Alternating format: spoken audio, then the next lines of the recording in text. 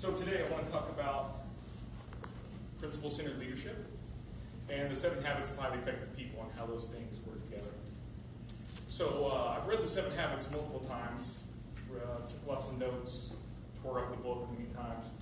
I also read a book called Principle-Centered Leadership, the book by Stephen Covey, who is sort of a management guru or leadership guru.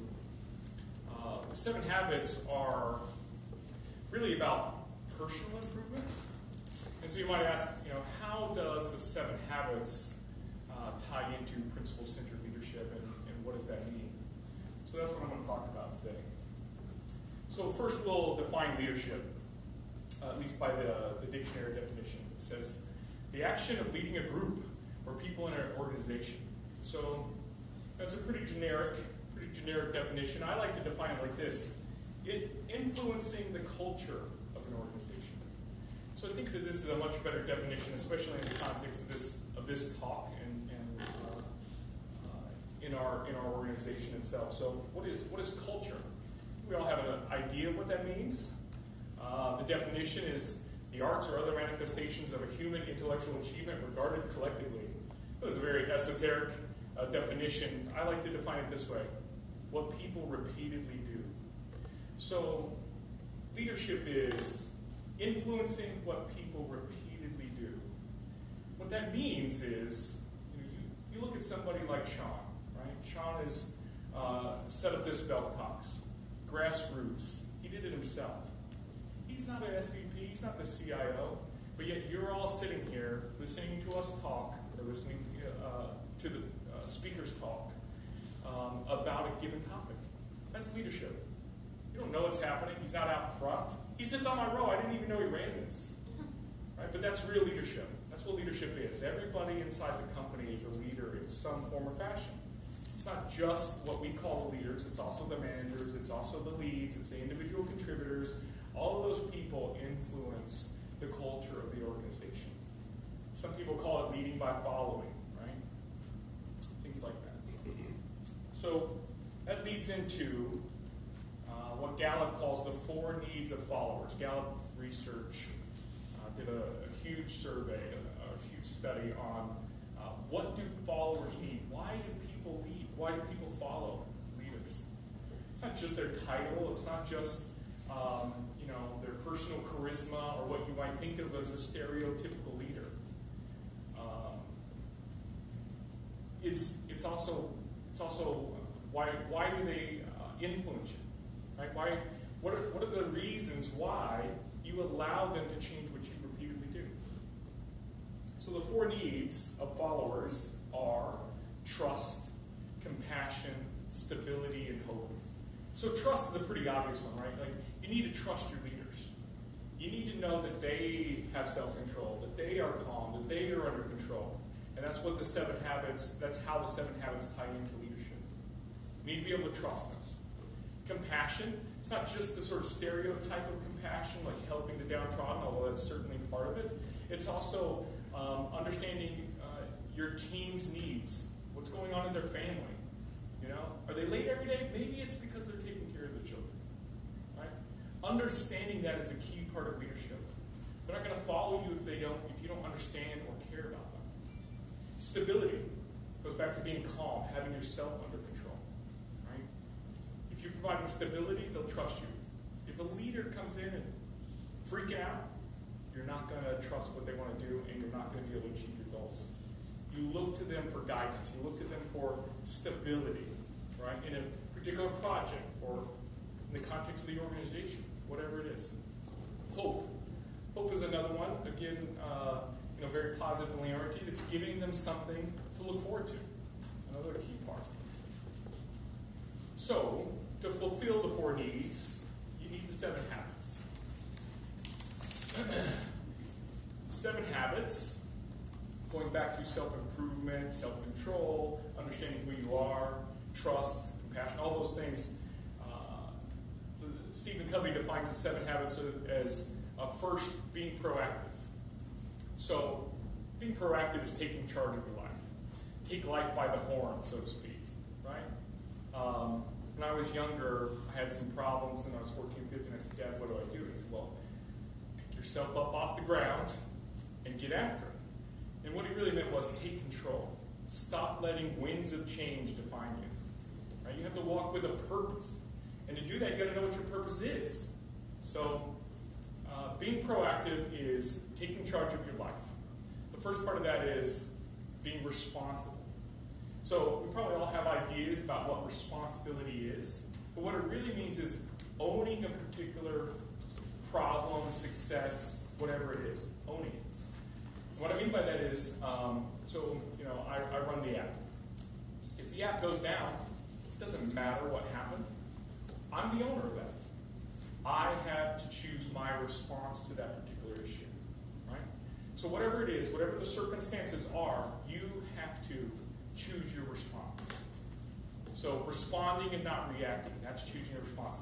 When something happens, positive or negative, you have to make a choice how you're going to handle that. And there's a small amount of time between something happening to you and how you, quote-unquote, react to it. You need to be thinking about what's the best way to react or respond to this particular problem or positive. An example is if you have success in your project, are you taking the opportunity to share the project, share the success with your team? Right? How do you make sure that the team gets the credit? That's good leadership. The team is who does the work. Maybe you're the icon, maybe you're the one getting the credit, but you need to make sure it flows down to them. So choosing your response in those situations, talking about we, not talking about I. Talking about us, not talking about me. Those are key parts of responsibility as well. And of course the negative, right?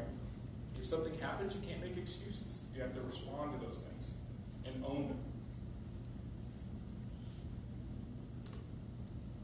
So guy is on a delay. So beginning with the end in mind is the second habit. Beginning with the end in mind is understanding your purpose, understanding what your goals are. In a micro level, it's an individual goal, but on a macro level, it's what are people going to write in my obituary? Right? My brother-in-law recently passed, and we went to his funeral. He's a very young guy, 40 years old, and all these people showed up. Right? He was just a guy, not a manager, not a leader of his company, nothing like that. No stereotypical leadership qualities, nothing like that. But hundreds and hundreds of people showed up. And what I found is that it was the kids that he coached in baseball. It was his daughter's dance teams. They all showed up to support him because he gave back to the community. He gave back to the community. So he understood that his life goal was not about personal successes, it was about his family. And that's what was the recurring theme throughout the whole process was. But he understood that on a different level, and he didn't really talk about it, and I didn't even really realize it until I saw hundreds of people show up. So having an outcome-oriented mindset in the context of Belk is understanding what your project goals are, understanding what your company goals are. Right? What are the sort of stereotypical leaders saying that we can contribute to? But it's also in every activity. I think this is another important piece. This little guy will not go to the next slide for me. It worked in my practice session the whole time. The smallest activities can improve your life. So, example is, I'm not overly detail-oriented person. Lloyd Dane likes to say that I'm great at dead reckoning. So I wanted to improve that. So how did I do it? When my project came out, I built out spreadsheets with detailed timelines, etc. I got better at the little things, right? Like I wanted to make sure that I was a finisher. So I do little things like I make sure that the toilet seat's down. It sounds funny, but like on a micro level, that got me better at being detail-oriented, making sure I finish something, right? Little things matter, and you have to practice to get better. You have to practice those things in every piece of your life. It's not just going to get handed over. You got to do the little things right. So next part of this is you write your own story. Right? When you begin with the end in mind, you understand that you're the person who defines what you want. You're the person who defines success. You write your own story. So having a personal mission statement is an important thing to me. What is your purpose? So for me, I don't have a personal mission statement per se, but I have a constitution. So I have about 10 things that I say that I would follow. Like number one is integrity. I consider myself to be very honest, maybe too honest, objective. I don't want to hurt anyone. Those are things that are a part of my personal constitution and part of my personal mission of contributing back. But you got to know what those things are. So I have these 4 Ds. This is not a part of the 7 habits. When I was like 13 or 14 years old, I came up with these 4 Ds. It's kind of like a funnel for what I like for success, or what I consider success. First, you got to have a dream, right? But a dream won't take you that far. They're fleeting. Everybody can have a dream. You got to have desire, so that takes you to the next step. You've got a dream and you want to complete something. You got to have a strong desire, enough desire to get through all the challenges of whatever it is. You got to have determination. You're going to hit lots and lots of snags across any goal in your life, any major goal. Determination is sort of where I see myself sitting. It's persisting through hard things, and ultimately that will get you to a destiny. So that can be a project. It can be a personal goal. It can be whatever it is. It can be wanting to be the CEO. It can be wanting to have a family. It can be whatever it is that you would like. The next habit, it's a very important one to me, and I think it's very important in the context of our organization, is putting first things first. So it's prioritizing. Priorities define your path to completion of project, goal, life goal, whatever it is. So priorities are important because we can't do everything. So in the IT group, right, we prioritize work. There's some things we can't do. We got a spreadsheet of thousands of things that need to be done. We have to choose ruthlessly and deliberately what we are going to do, right? Because everybody has something that they want, and we all know, but there's a limited amount of time. I like to say ruthlessly because you have to be cold-blooded about it, right? You can't take it personal. It can't be emotional. Luckily, my wife's not here. I'll call her out. She is a very clean person, way more clean than I ever was. I like to say my mom has a 1-day frequency on the dishes. My wife has a 1-hour frequency. Right? If the dish lands, we're doing it. Okay? Because that's her thing. I call it the gateway chore. Right? If she starts doing the dishes, off to the races. We're cleaning the whole house. So I just do those dishes and hope that we don't gateway into the next thing. But I guess my point of that is that it stresses my wife out so much that she prioritizes that number one, sometimes even over reading to our kids or feeling better or taking care of herself. Right? It's what she chooses to do, and that's fine, and I support her. But I guess my point is sometimes there are other things that are more important than what you feel is important. And you need to ruthlessly prioritize those things. Right? Like, I like to sleep. I'm a heavy sleeper, but I like to read to my daughters even more. So I don't do what I want to do. I don't do what I feel like doing. I do what I want to do. I think that's a very important thing to understand in context of your priorities. So to execute your vision, you have to know every step. You have to know every step. If you've read Getting Things Done, he talks about lining everything out, writing it all down. If you got a macro goal, you got to know, how do I get there? What is your next step? That's all part of prioritizing things. The next habit, I think, is a very important one for us as well. Thinking win-win in your organization or in your life. Life is not a zero-sum game. Actually, I had an argument with my brother about this while I was at Disney World. Some people think that if you win, that they lose. And that's just not true. I'll explain a bit why. There's not just a finite pie of success. There are creative ways to make sure that everyone wins in this situation. If you take a conflict, let's take my 2 daughters, for instance, my 2 crazy daughters. They're 5 and 3, Hannah and Violet. So if any of you are parents, you probably have dealt with this before. Violet wants everything that Hannah has, right? You have 800 dolls in the house, multiple Belle, Beast, whatever, but whatever Hannah's got, Violet wants. So as a parent, as a quote-unquote leader of my family, how do I solve that problem? Well, again, I think if you're a parent, you probably know. Find another doll, or find a way to share. Teach them to share, right? Show them that there's other things. Oh, here is a phone to play with, YouTube, whatever it is, right? Distract them. And that's a great example of a win-win, right? Everybody got what they wanted. So I had to know my daughters to know that she likes YouTube better than that doll. I don't love giving her YouTube, but I guess my point is that if you understand the situation, that you can solve things, conflicts, in a win-win fashion.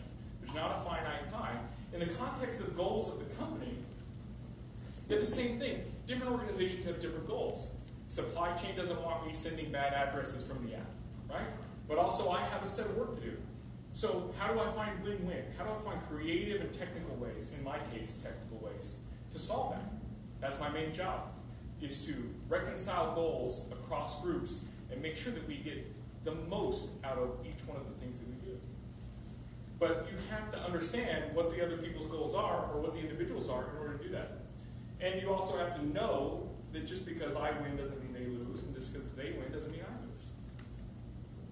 So characteristics of a win-win organization: integrity, right? It's honesty. They've got to be able to trust you. They've got to know that your goals are aligned with them. If parts of the organization or parts of your family don't trust each other, you're not going to get anywhere. The group has to know that you're aiming for win-win, right? And it's not just compromise. Compromise kind of indicates that somebody's giving something up. But win-win is not necessarily giving something up. I'm going to touch that trackpad so it stays alive. So you've got to have integrity, right? Maturity. It can't be emotional. It can't be personal, right? In the context of the goals of the company, good leaders are calm, and they understand that, sometimes you're not going to get everything that you need. And you stay calm and you don't take it as anything other than a process. Have abundance mentality. It's not just one pie. It's a pie that can grow. That's an important concept, right? If we all have the same goals and we're all trying to achieve these things, that goes a long way in understanding that the pie can grow. So seek first to understand, then to be understood. This is a little more of a personal one, but I think it makes sense inside the organization too. So I like this picture of this girl up here. I can't tell if she's confused, thinks the other person's not too smart, or if she's just really thinking hard about it. But it's really perfect for this seek first to understand. The thing is, people will listen to you if you listen to them, and if they know you're listening. So it's a give and take. You don't just wait for your turn to talk. You have to listen to them. And in a way in which you can repeat it back to them. I like to say you should try to make their argument for them, right? If you can make their argument for them, you understand it well enough to where you can decide, oh, maybe they're right, and maybe I'm wrong, or maybe there's some, partial truth here. So it's a give and take. Giving candid and accurate feedback in a conversation is a very important piece. Again, you'll see a theme here, right? Integrity and honesty is a key part of all of these. If you're giving candid and accurate feedback, they can trust you. They can trust you when it's good, and they can trust you when it's bad. So I already mentioned most people will listen to reply, be able to make their argument for them. That's when you really understand what they're doing. One good thing to do, I think, is just repeating what they say back to them. Making sure that you understand it. Communication is a very tricky thing. Language is a map, right? And it's not a very detailed map either. It's like the satellite map at best. You're not necessarily seeing everything. And so in that same regard, if you repeat back what they say the way you understood it, they'll not only know you understand them, but maybe you don't understand them, and they can repeat or clarify. So you create trust with small deposits in the emotional bank account. Going back to personal relationships, if I lied to my wife, which I do not, for one, she would catch me. I'm not a very good liar. It violates our trust relationship. In the context of like an emotional bank account or a trust bank account, it immediately goes to negative. And it's really hard to build back up. But if in a marriage, in a strong marriage, you're always building that up. You're always doing little incremental deposits into that emotional and trust bank account.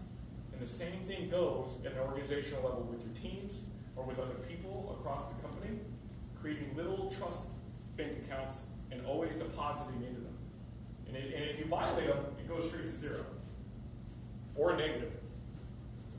So the next one is synergize. Synergize is an interesting one. I think it's important in the organization. But it's really seeking out differences and better alternatives. It kind of goes back to what we're talking about, like finding what is interesting and different about your team that can help you accomplish goals, right? If you understand understand the team's skill set, you can manage their work better, right? Or you can get what you need done in your project if you understand all the people throughout the organization that are needed to achieve something. So seeking those things out as a way to improve. And what are the differences on your team? You've got somebody who's very artistic on your team. Can you take advantage of that? Like you look at my team that are mostly here.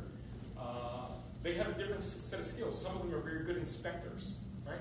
So I understand that about them. Some of them are very good at building things from scratch. Some of them are communicative. Some of them are not. If you understand that, you can synergize the team around the team's goals. So what is our way instead of my way or your way? If you understand the team and they trust you and they'll follow you, then you guys can find your own way to achieve things. Right? Every team is going to have a different chemistry. That's what synergy is.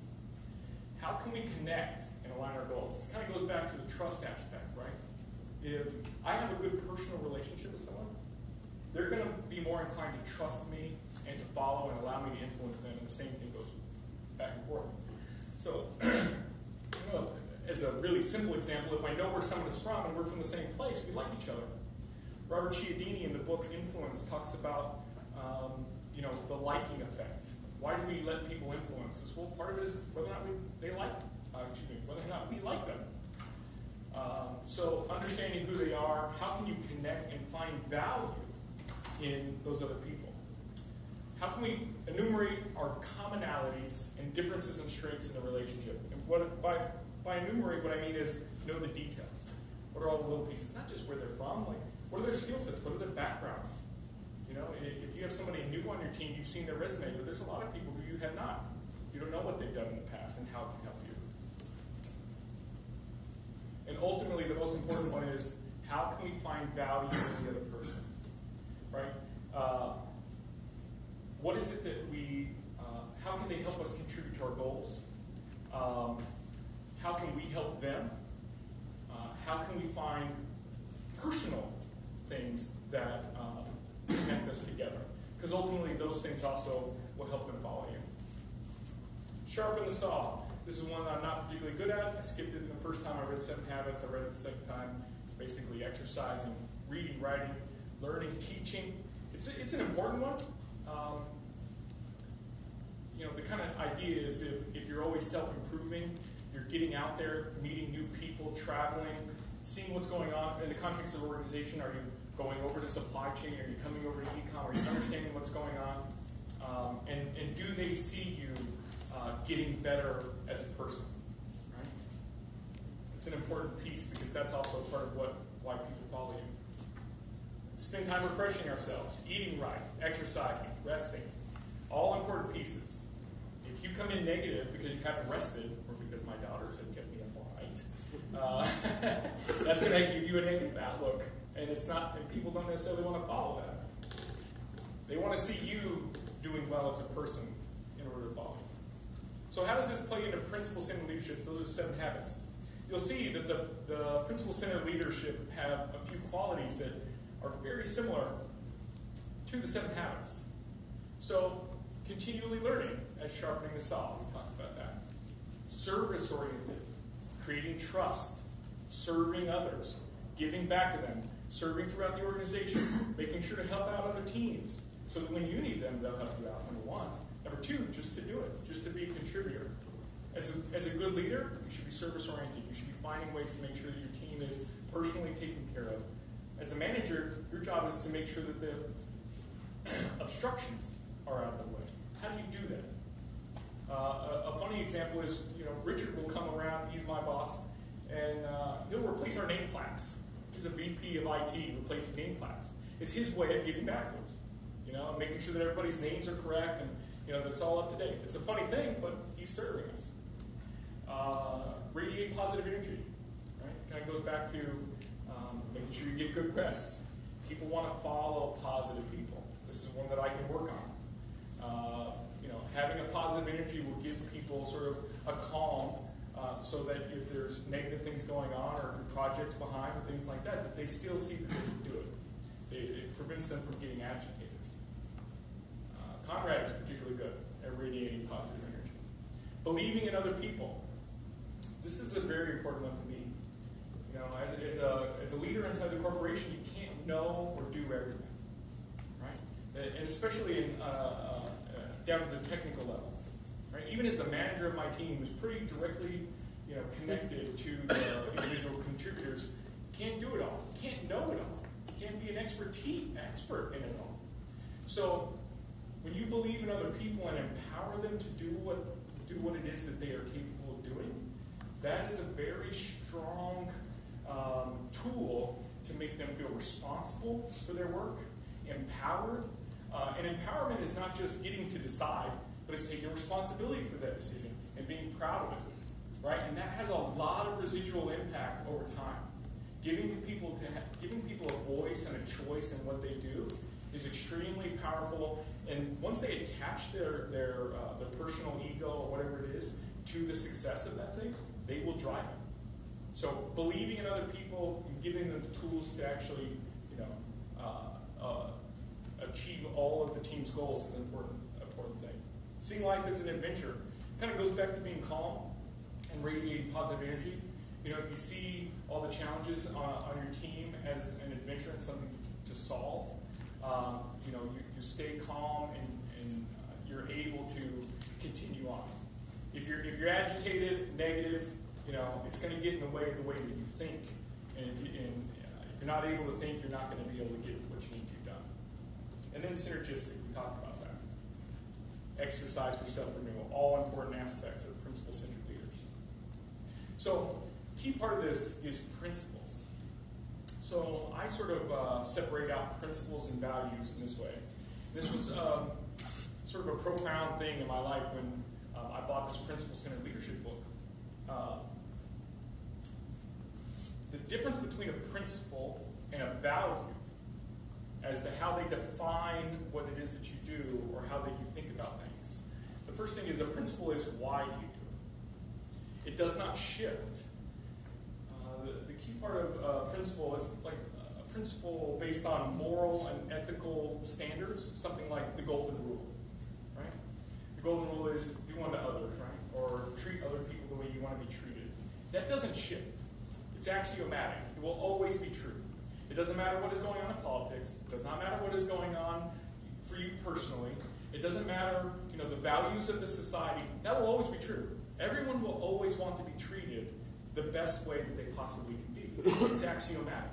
That's a principle. That will never change. Doesn't matter who is the president. Doesn't matter what is going on. Those things will always be true. And that's what a principle is. A value is something that shifts. It changes. It's based on experiences. Your personal values when you're young are much different than your personal values when you're older. How you define things politically, whatever it is, are all based on your experiences. That's a value. The unfortunate thing about values is they shift. They change. People feel differently about them. My dad had long hair and earrings when he was 17. When he was 40, he was, yelling about football players with long hair. I was like, Dad, you had long hair when you played football. What are you talking about? Right? It changed. He saw the world differently. That's not a principle, that's a value. Right? Principles are things that you can always rely on. And inside your organization, I think they're very important as well. Understanding the principles of the organization. Right? So, reflect, renewing, inspire. All these things that they place around here are things that we hold on to and look at as a part of that. Values are the culture. Right? They're what's going on. They're what you're experiencing. The last thing that I thought was a bit profound is I